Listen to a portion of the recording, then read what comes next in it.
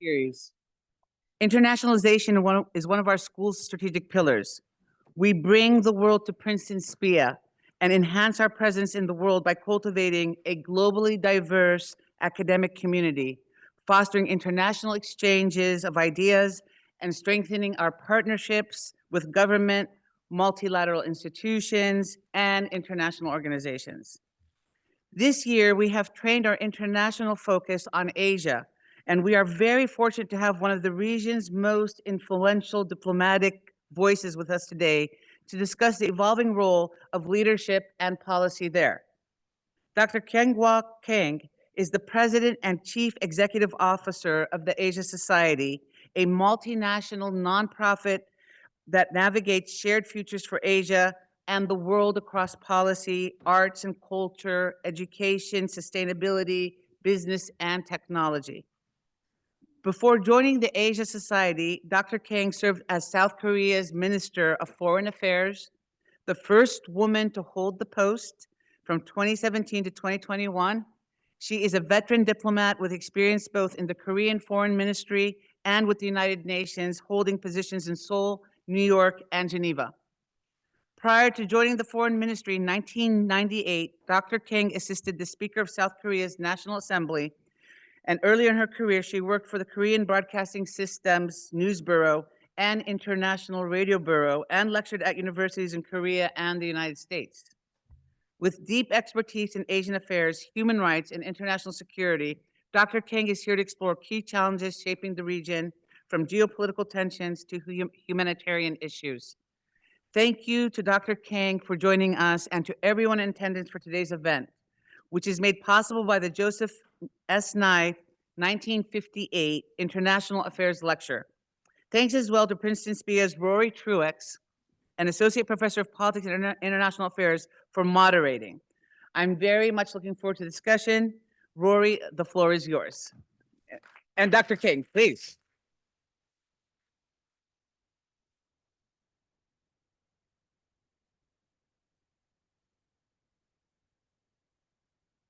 Thank you so much, Madam Dean, Amane, Jamal.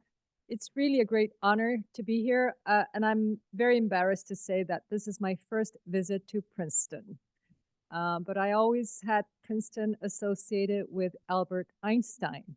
And so this being his last home, I have this idea of Princeton being the home of the world's genius minds in the world of science, but also knowing the humanity of Albert Einstein, that this is complemented by the deep research and thinking that goes on the humanity side of higher education here in Princeton.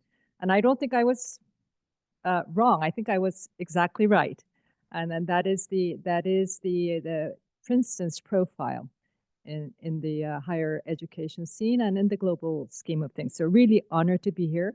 Thank you very much for that kind introduction. It makes me sound very old.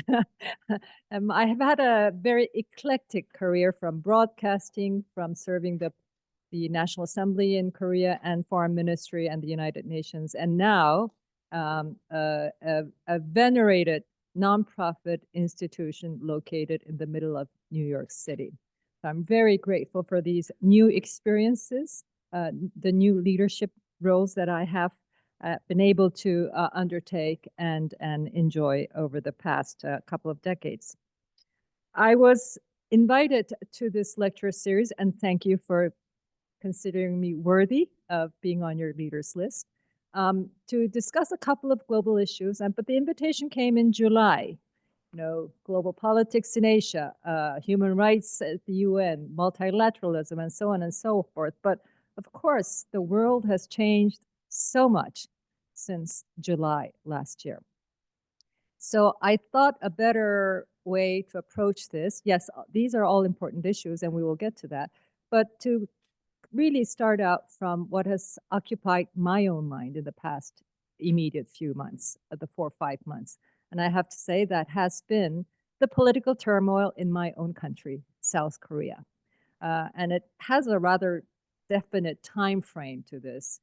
December 3rd, when the president declared out of the blue martial law, to April 4th, about 10 days ago, 15 days ago, when the Constitutional Court finally judged that martial law declaration and his actions around that was completely constitutional, and therefore he has to be removed. So there's a definite time frame, but the turmoil that went in that time frame was, in a way, very educational because it brought into huge relief the vulnerabilities of this new, rather new, relatively new, raucous, divisive democracy that South Korea is.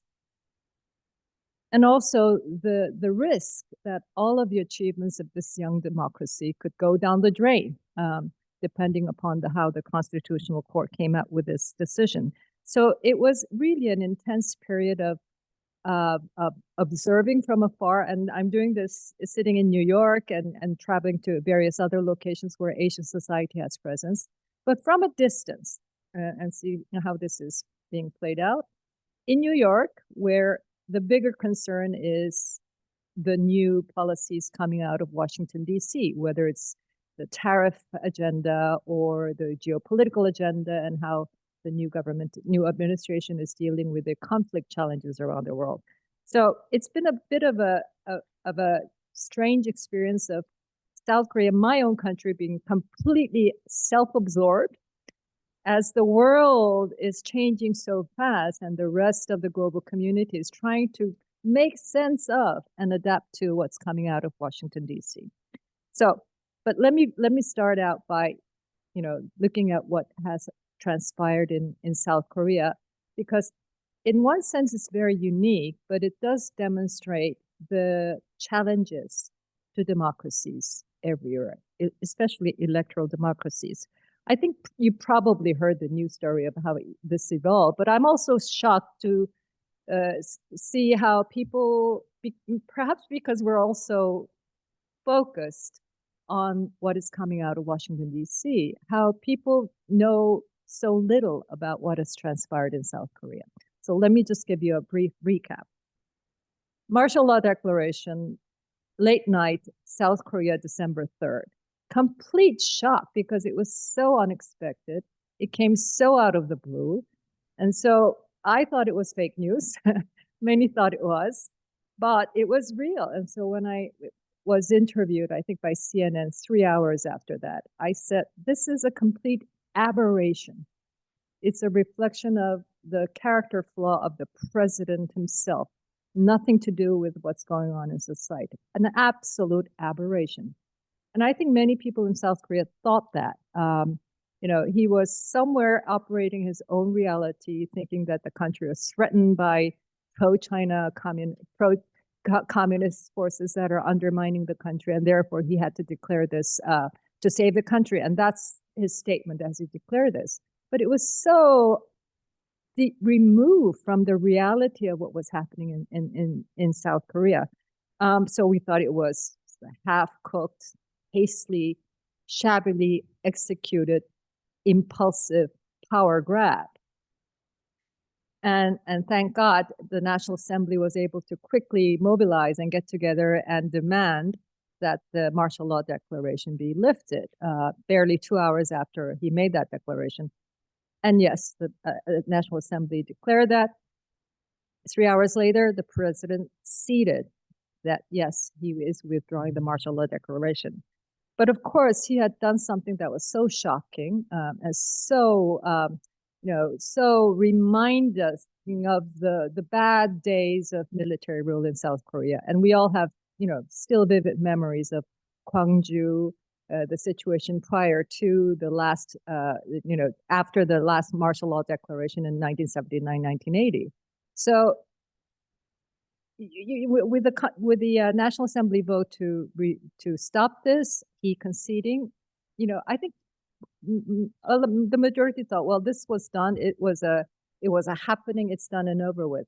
But the evidence that came out in the succeeding weeks and days clearly showed that this has been in the planning for months, even a year before. He had these meetings with his closest cronies, the defense ministers, his high school cronies, that this was in the planning for months. And that was a real shock that in this day and age, this kind of thing can happen, that this president can think in this way.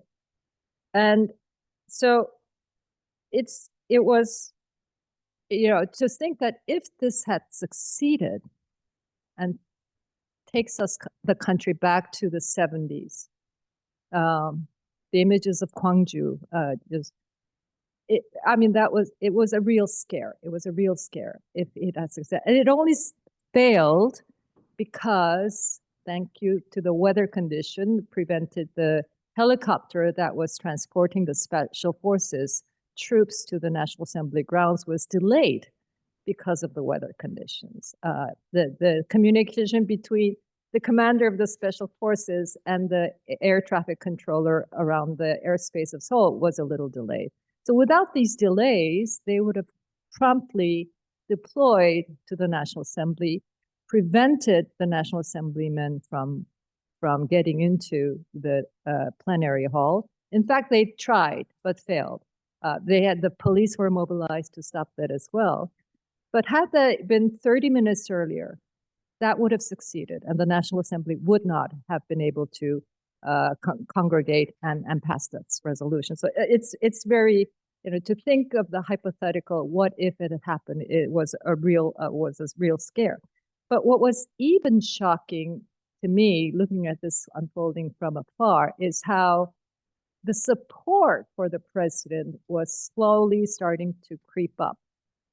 When the National Assembly voted that impeachment motion on December 14th, I think, 11 days after that declaration, there was 80% support for getting him out of office, 20% against. So yes, he has his core group of supporters, and that 20% represented arch-conservative, anti-communist, very traditionally Christian groups, very active civil society movements that are his backbone.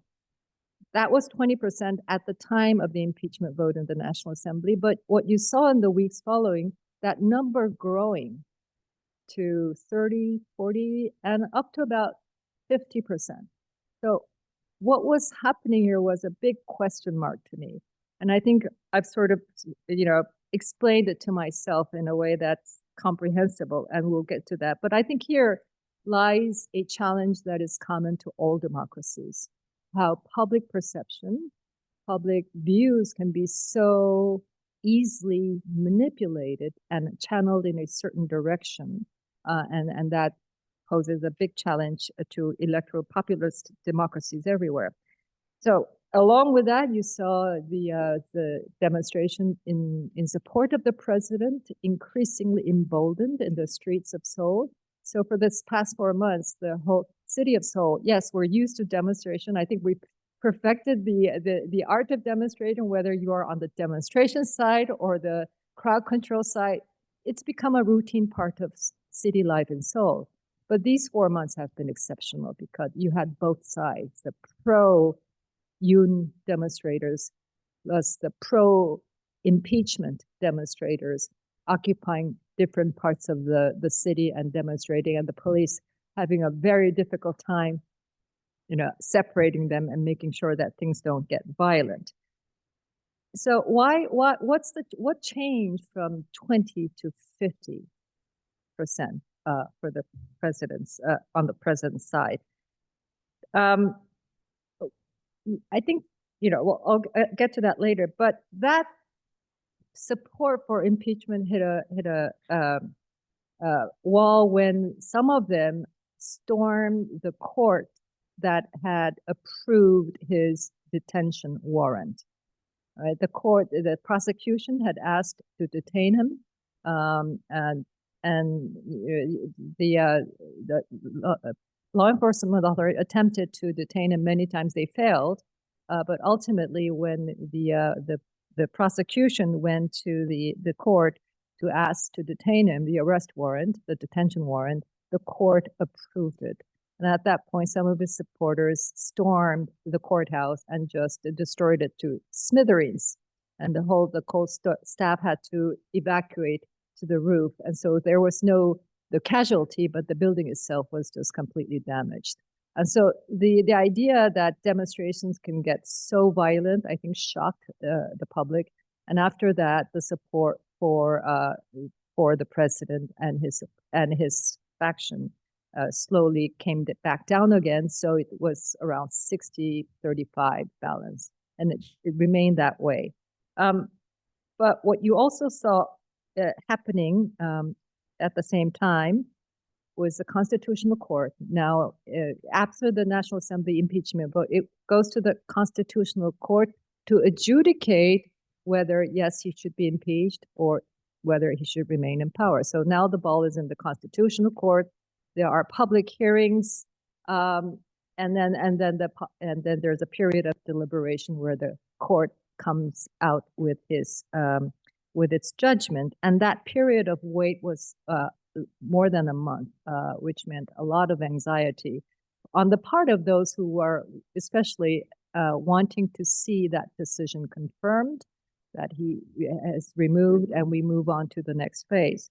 But you also had the sense that maybe the decision could go the other way, because you had the support for his argument growing. You had the members of his party, the minority party, but the ruling party, many of them siding with the president. And it seems like his support was growing both on the streets and in parliament. So the everyday people like me seeing the evidence so clear. What he did without even court adjudication was so clearly in violation of his constitutional responsibilities. How can he not be impeached? I think that's the common sense reading of this.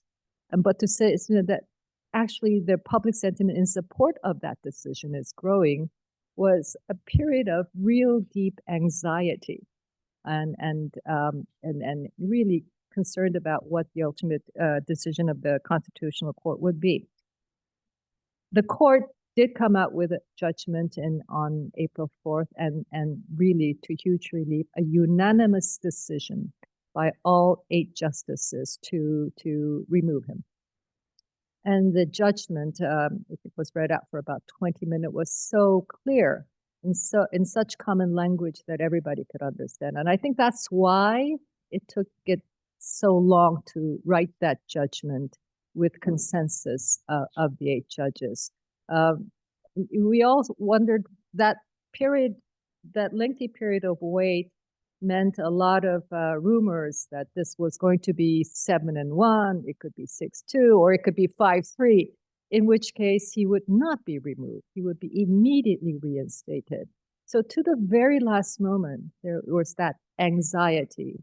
But when the court came out with that simple language judgment, refuting all of his arguments as to why he had to declare it, his argument was that he did it in the best interest of the country, that he did this to save the country. But the court, the judgment clearly refuted every point that he made in his defense. And that the justices did this unanimously, I think, was a really welcome relief to the country. So after that, we're into presidential election season. Once the court makes this decision, the country has 60 days to elect the next president, and that date was decided as June 3rd. So the election will be held on June 3rd, and the next day we will have a new president inaugurated. There will be no transition. When you have these emergency elections, there is no transition.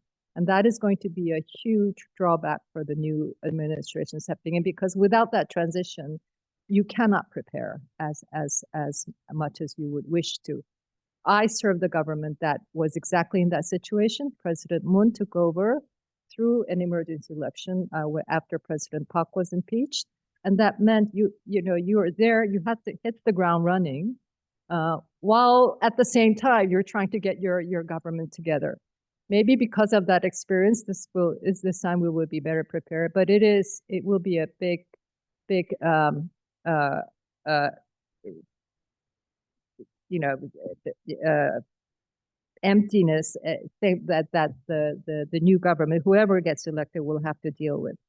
I think, I call this an aberration the minute the president declared this. But in hindsight, looking at what had happened over the past 4 months, yes, it was an aberration to the extent that it reflected the personal character of the former president. He's a lifelong prosecutor who was used to using the laws to drive his political agenda, being the upper hand and investigating, interrogating, putting the investigatee at a lower position and creating the narratives in the way that he wished to. And you could see that how his mind works in the public hearings, because he himself took the stand and defended himself in the Constitutional Court. So yes, he's a particular character and is locked into this sense of reality that is very removed from everyday reality on the Korean scene. But beyond that, there are things in the body politics of Korea's democracy that has been revealed as a very serious weaknesses and vulnerabilities of South Korea's democracy. And so, I've been thinking about a couple of these. And one is that, and then this gets to the point of how did the support for him grow from 20 to 50% over? And the core of this are the far right, arch-conservative, anti-communist, and also highly religious factions, religious conservatives who are very much against the progressive agenda of the Democratic Party. And they've always been there, and they've always been a core support base for the president. And they've been greatly empowered, enabled by all the social media. They're some of the most, watched YouTube influencer, for example, right? But that was there. But how does that grow from 20 to 50%?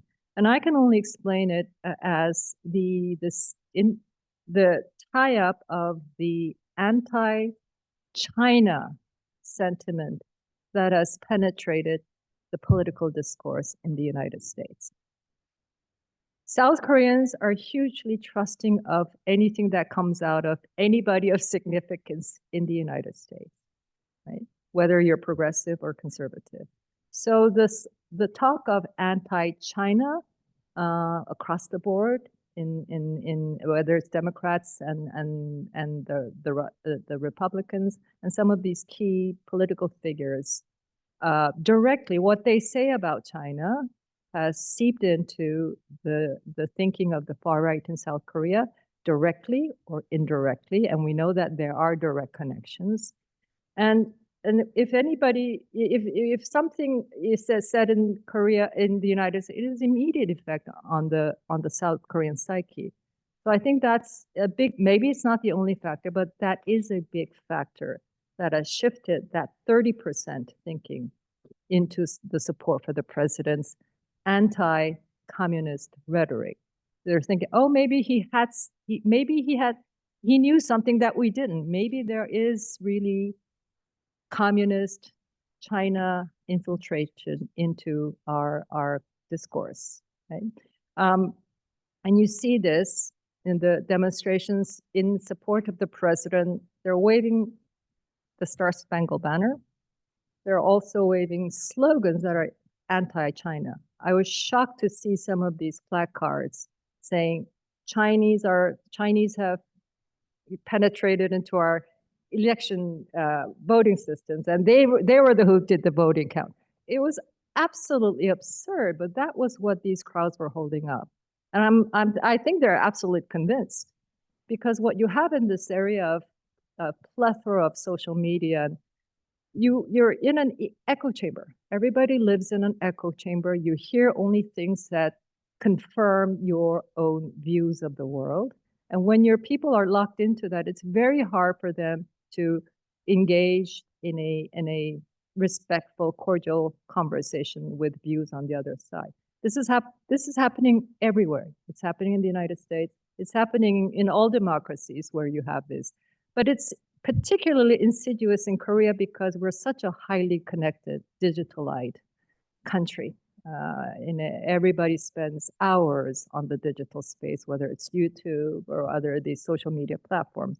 So between that anti-China rhetoric that has found amplification here in the United States, working its way with the hardline conservatives in Korea, and that has then led to this huge support for the president's argument that he did this all to save the country from pro-communist infiltrators. It's one thing for the everyday public to buy into that. It's another thing for members of parliament to buy into that, and that is what has happened with his party. Members of his party in parliament, the majority of them have also bought into this argument, and so they were also campaigning to very, very bluntly and explicitly on the side of the president against impeachment in the final moments leading up to that decision. I think they were even convinced that the vote could go in their favor. So it was funny during the final moments. They said, "Oh, the opposition, you have to pledge that you will abide by the constitutional court order, whatever it is." And you could clearly expect their level of confidence building that the judgment is going to go in their favor. And the opposition argument is that it's not for us to accept it. We didn't do anything wrong. It was the president who violated the Constitution. So it's for him to accept that decision.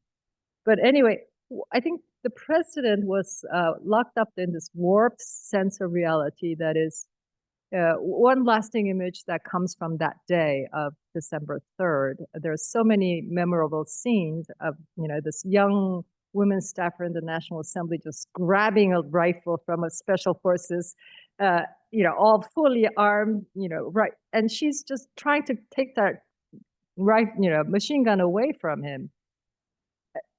The idea that you can do that without fear reflects this mentality of the younger generation of Koreans who have not experienced that period of Gwangju, the brutal military dictatorships of the past. But I think afterwards she also said that, she shook just to think of what could have happened in that moment. That plus another scene when it was finally over, the president seated, the special forces were now, withdrawing from the National Assembly grounds. And you have this one video taken by, I just think, a citizen, a reporter, one special forces trooper withdrawing and running to catch his bus or truck, apologizing to this citizen saying, "I'm sorry, I'm sorry, I'm sorry." So you have this fully equipped, fully armed killer machine. In fact, they will follow orders and use their weapons at a order. But to see this this killer machine running away and apologizing to the citizens for what the disruptions that they have caused,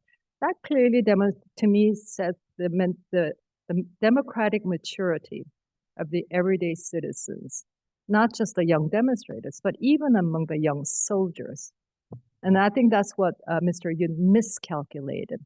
He thought that, yes, he's the commander. Yes, he has a defense minister working with him on this, and the soldiers would follow orders. And that's just not where South Korea is, right? The other thing I think is the Korean legal system, the laws have still lots of inconsistencies, lack of clarity and ambiguity, and the rule of law system designed to uphold these the legal provisions itself has a lot of details to still nail down. For example, the anti-corruption investigation agency that was established under the President Moon's period, the idea of reforming the prosecution service, which became too powerful over the decades. Every regime, it becomes more powerful. The prosecution has become a power unto its own, and Mr. Yoon, and now they had a president in Mr. Yoon.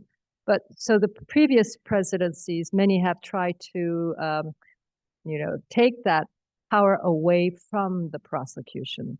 And ultimately, President Moon's time, we were able to establish the anti-corruption agency to investigate high-level public officials for misdoing, taking that power of investigation away from the prosecution. So you now had this separate, independent, legal investigative authority, but the division of labor between that and the prosecution, that and another investigative capacity that was placed in the police. The details have yet to be clarified. And so what you see being played out in the saga is the new authority overreaching and the prosecution then trying to, put that new authority into place. They trying to investigate each other. A lot of confusion. So the legal system, the institutional arrangements, the laws that regulate the division of labor certainly has to be more clarified and brought to clearer consistency. The third is, yes, there is that division between progressives and conservatives, but that divide you find in all democracies, and it becomes deeper during election times with populists fanning both sides and driving both sides to the extreme. But in South Korea, there's a particular element that makes that even deeper, and that is the division of the country into South and North. It is also the legacy of the colonial past under Japan. So the approach to North Korea is the progressive tends to say, yes, it's very different, we don't like it, but we have to engage. We have to find a way to engage, dialogue.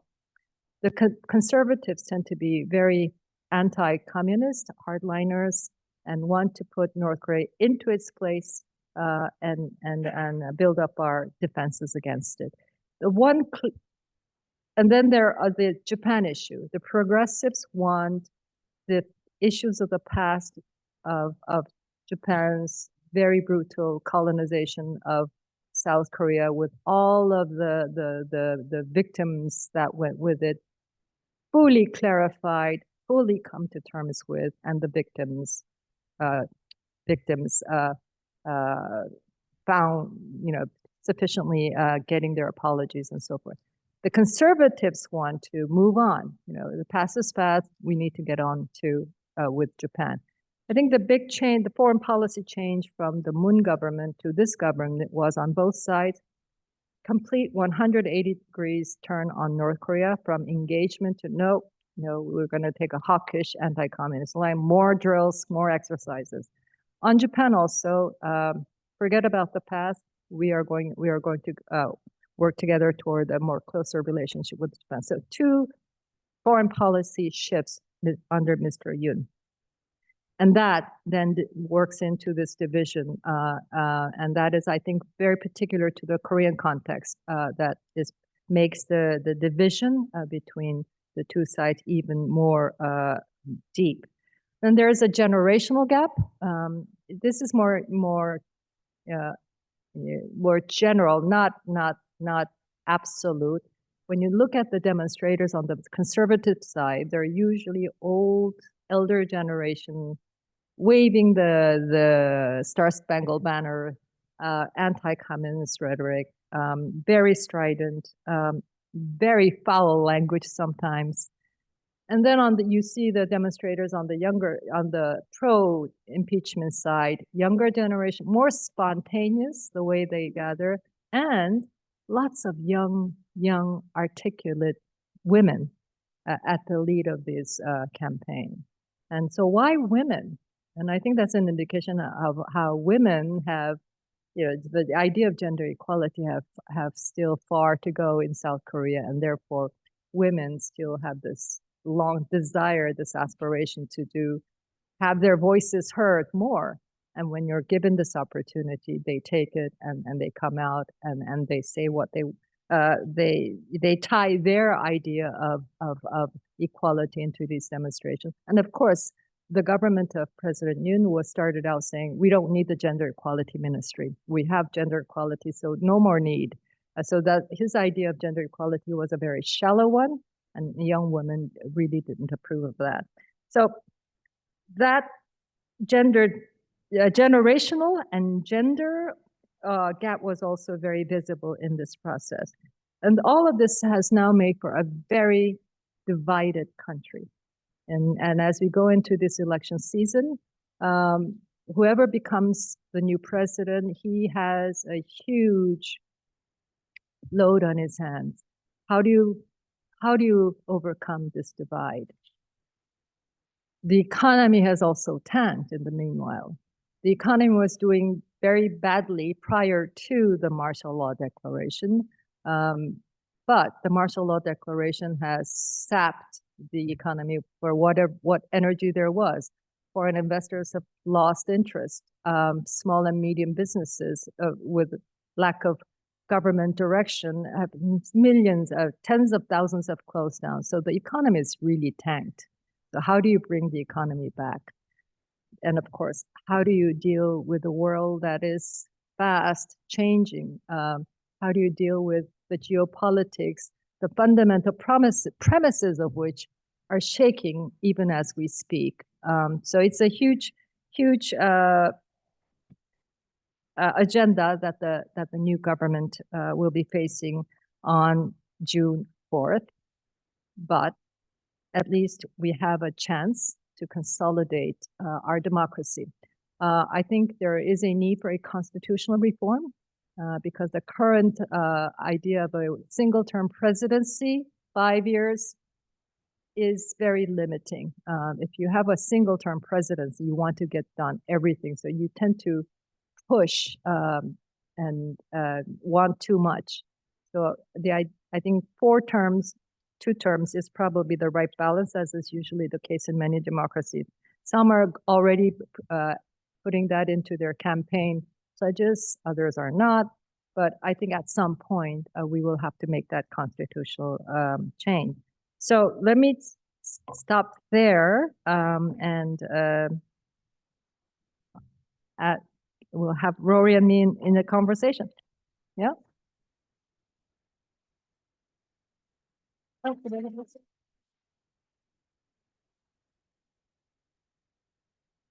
Do you have your microphone? Okay. Wonderful. Well, thank you for joining us and for those really rich remarks. I think for a lot of us who were watching what was unfolding in South Korea, we were rooting for democracy. And I think one of your remarks that really resonated with me was just the fragility of the whole system, everything coming down to the weather during those 30 minutes, different paths that could have been taken. I was watching some of your interviews during that time. You were all over the news. You did some on BBC as well. And I remember one of your opening statements, you said, "This can't be happening in my country." And I think many of us in the United States feel similarly about what's going on in our own country right now. And for political scientists, the term we use to describe the potential path forward is what's called democratic backsliding, which is this idea that a once robust democracy can be eroded quite quickly and transition into something closer to authoritarianism, maybe competitive authoritarianism, or what's called electoral authoritarianism. And a lot of your remarks today, there were moments where we could have just subbed out the word South Korea and put in the United States as you were describing polarization and so the fractures among the population.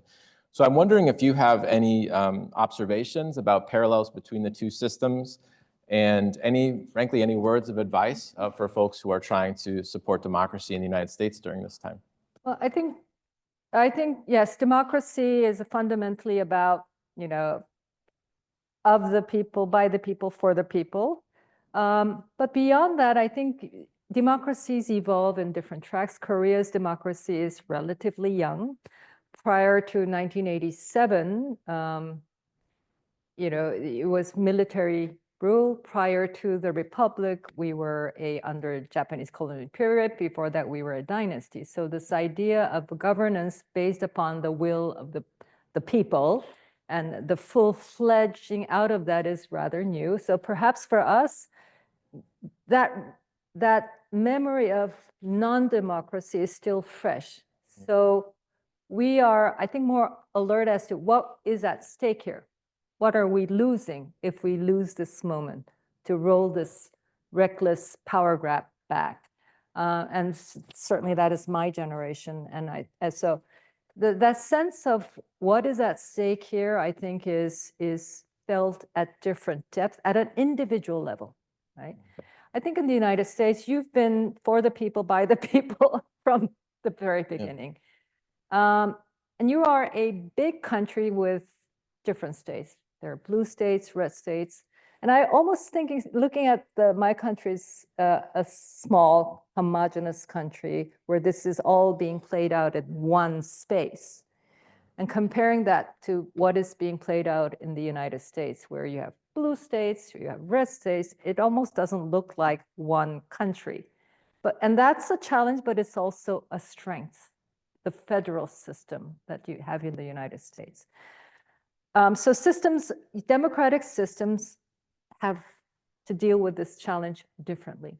But the fundamental premise of democracy, that it is the will of the people that has to ultimately prevail, is written into your institutions, the elections, the checks and balances, the court system.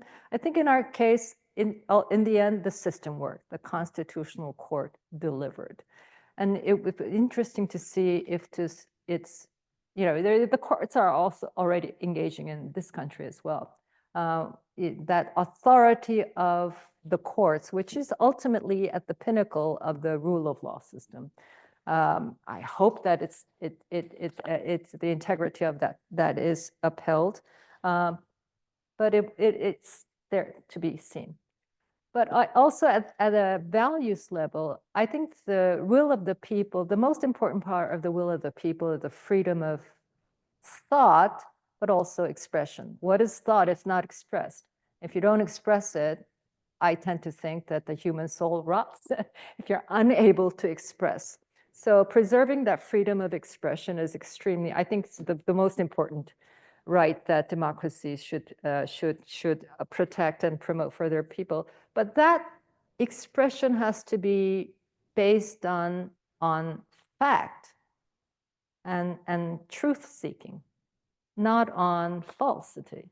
And what we have in all democracies, that there's so much falseness in our media environment, amplified by the echo chambers. And you lose sight of what is fact and what is non-fact. And people become so convinced of the falsity, it becomes very difficult to have a respectful dialogue to, work through all of these different arguments to arrive at a conclusion that we can all accept. And that's happening here, that's happening in South Korea. So democracies are losing sight of the fundamental premise that, yes, you argue it out, but that arguing out has to be based upon a shared commitment to facts and the search for truth. How else are you ever going to make social advance? And the proverbial, you don't shout, yes, freedom of expression is important, but you don't shout, fire in a crowded theater when there is no fire, right? You don't exercise that right to disrupt social order, to cause harm to others, to create crisis. But I think we've lost all of these fundamental, and that's been going on for a long time. But I don't see political leadership, taking this issue on in force.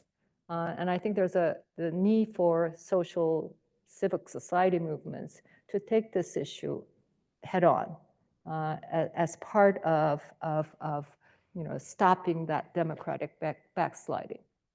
Thank you for that answer. And one of the comments you made that really resonated with me was the role of threat and these sort of external existential threats playing a role in people's willingness to sacrifice democracy, sacrifice their civil liberties. This is a tale as old as time. We've seen this emerge in different places at different points in time.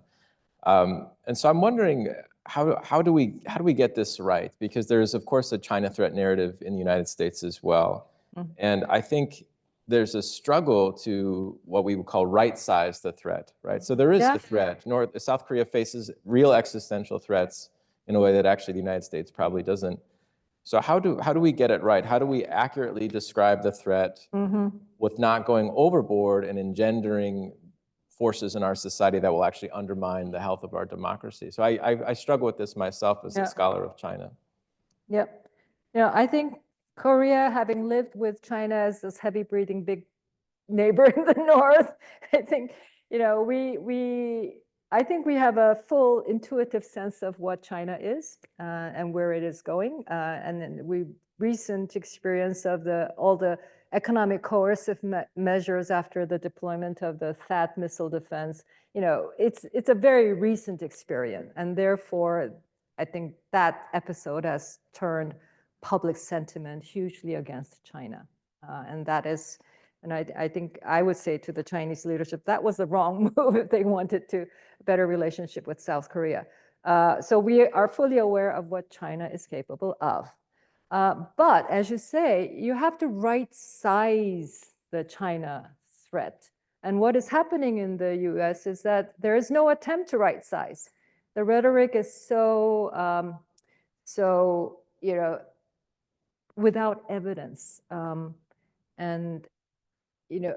But I think right-sizing is, yes, right-sizing, but right-sizing is very difficult because it's a human nature, the way we work. We don't act on fact, but our perception of facts. So that, the glass is it half full or half empty? Some will say half empty. So yes, perceptions are what we act upon, what we decide upon. But I think policymakers therefore have to really go the extra mile to make that perception as close to reality as possible. And I feel that's not happening in the political decision-making process as far as it's concerned. I mean, the kinds of resolutions going past through Congress, preventing Chinese students from coming in. That is self-defeating, I think. And so you have to really get a factual, ground-based analysis of where Chinese leadership thinking is going. And I think Asia says that we have our Center for China Analysis exactly tries to do that. Analyzing China from within with information coming out of China, primary information coming, all public information and nothing secret, but to understand from China, from the information coming out of China. And if you look at China that way, I think you get a better sense of the threat and not this wholesale idea that China is out to conquer the world. And yeah, but it's difficult. No, and I think one thing you just said that hit a note with me is this idea of also making people aware of the costs of overstating a threat. And I think your example about Chinese students is really important. There's legislation on the books that, if passed, would remove all Chinese students from this country like that, and that would be a huge detriment to our universities and to our scientific community. So I could ask you questions forever, but I would be derelict in my duties if I didn't allow our wonderful audience to ask some questions. We have about 10 minutes. So I would like at this point to invite anybody in the audience to have a question. You can come up to the microphone. Please just introduce yourself briefly and limit yourself to one question. And questions have a question mark. Okay, so they are not speeches. So try to be succinct, and hopefully we'll have time for 2 or 3 questions. Thank you. Yeah. Hi, good afternoon, Minister Kang. Thank you so much for visiting Princeton. My name is Min Byung Che. I'm a politics PhD student here at Princeton. I'd like to ask about, in relation to your previous work done at the United Nations, I'd like to ask for your thoughts on what is perceived to be the US retreat from international organizations. For example, the Washington Post has published an article that says the current State Department is thinking about cutting US contributions to international organizations, including the United Nations. So what do you think that these international organizations could do in light of this seeming US retreat, and what is in the future for international collaboration overall? Yes. Well, I think that's self-defeating. I think having a presence in the fora of multilateralism is critical to your own national interest. Yes, but this is not new. It was a similar story in Trump 1. You know, Republican administrations tend to be more critical of the UN, the Bush administration also. So this is not something out of the blue. It comes, it goes. But I think if the US were to vacate it, what's going to happen is so clear. China already has a huge amount of a voting bloc that votes together with China on these issues, on sensitive issues. And again, that's not new. China has been expanding its clout in multilateral systems for decades. And if America vacates entirely, UN is not going to close down. And it will be multilateral discussions without the United States. So I don't think it will. It will use the contributions as leverage to force through some reforms. And if it does, it will be it will certainly go against America's self-interest. The UN system is a behemoth, but at the end, it's the member states who are the stakeholders. For 5 years, I worked as a South Korean diplomat representing South Korea at the UN fora. Then for 10 years, I joined the UN system. I became an international public servant serving in the UN Secretariat. Very different roles. In the role as a South Korean diplomat, I advocate my national position, my national interest in the UN fora.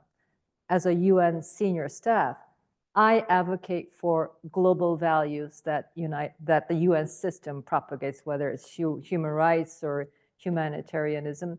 So it's the same set of diplomatic skills, but very different lens that define your realm.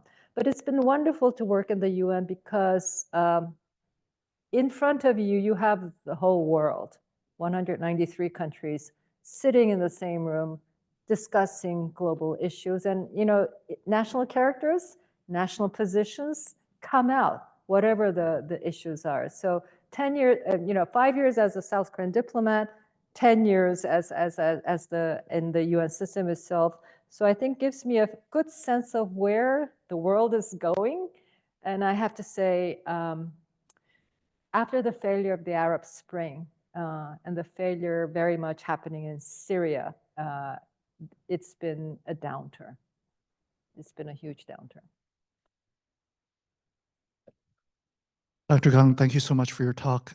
Could you please comment on Korea's low birth rate, and what do you think the consequences will be in the near and the long term? Existential. A little bit of good news earlier this year, it was that there was slight uptick in the fertility rate from 0.7 something to 0.8 during the first quarter of this year. Hopefully that keeps up. I'm not so sure, but it is. And that's not enough. That's certainly not enough. And on current track, 95% of the Korean population can disappear by the end of the century, according to one projection. So it is a, the Korean as a people could disappear on current trends. And I think, instead of trying to reverse that by government policy, you have to create an enabling environment that, that encourages young women and young couples to have children. I think there's a global trend of low fertility rate. So South Korea is not alone, but it's at the extreme. And what makes for that extremeness is the status of women in society, the status of gender equality in Korea. Korea is still at the bottom of the ranking of gender equality index among all of the OECD countries. And so then you have a president who comes in to say, oh, we have gender equality. We don't need the gender equality ministry anymore.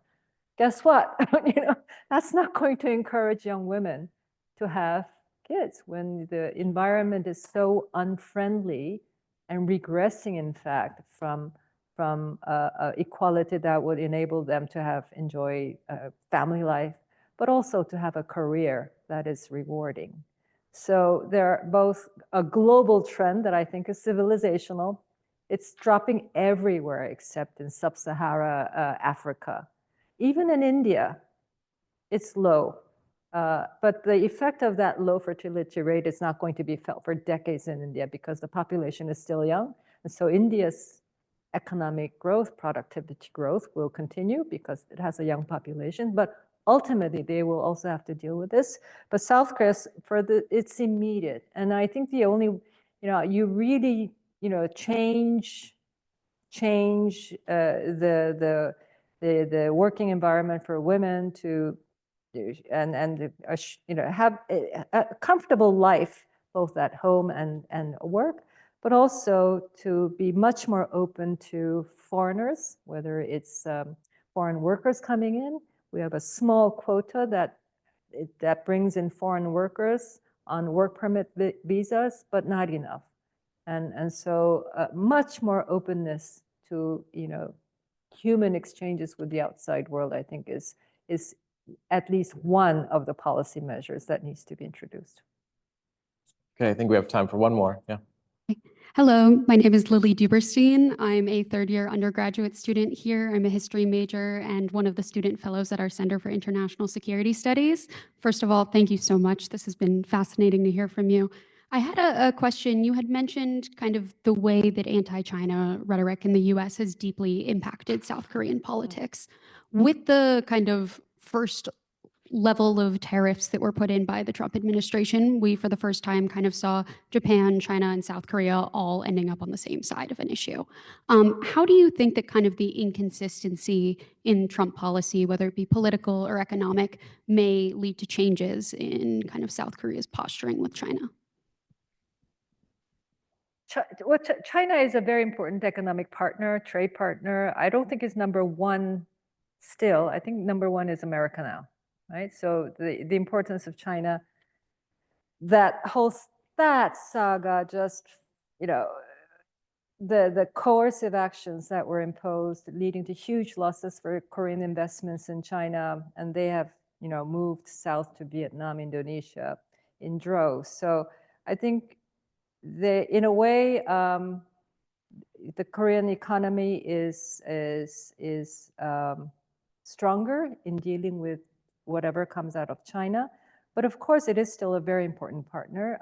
And I think also as a geopolitical level, it is also a key player when it comes to North Korea. So there has to be continued engagement dialogue with China.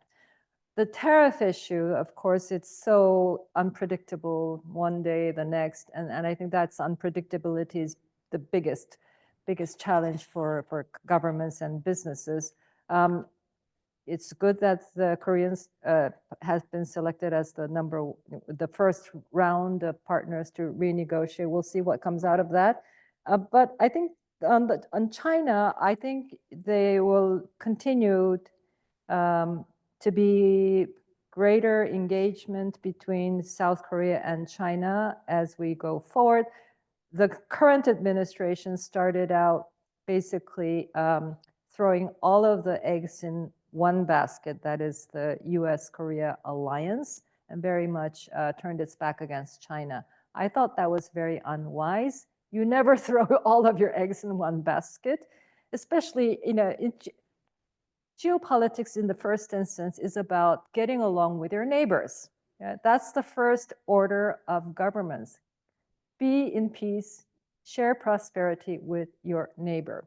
Yes, we have the North Korea challenge that is particular to South Korea, but the other neighbors are there to get along with. And so China in that, if for no other reason, and it's a very big country, and there's lots of human exchanges. So China has to, South Korea has to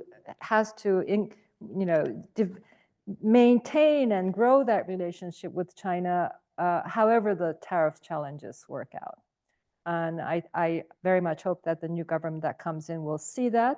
I also hope that the new government that comes in will start not fresh with Japan, but pick up where this government leaves on Korea-Japan relations and move from there, and not go to the past of, rehashing the issues of the past again and again. Well, thank you all for coming. I think we're out of time. Please join me in thanking Dr. Kang for these wonderful remarks.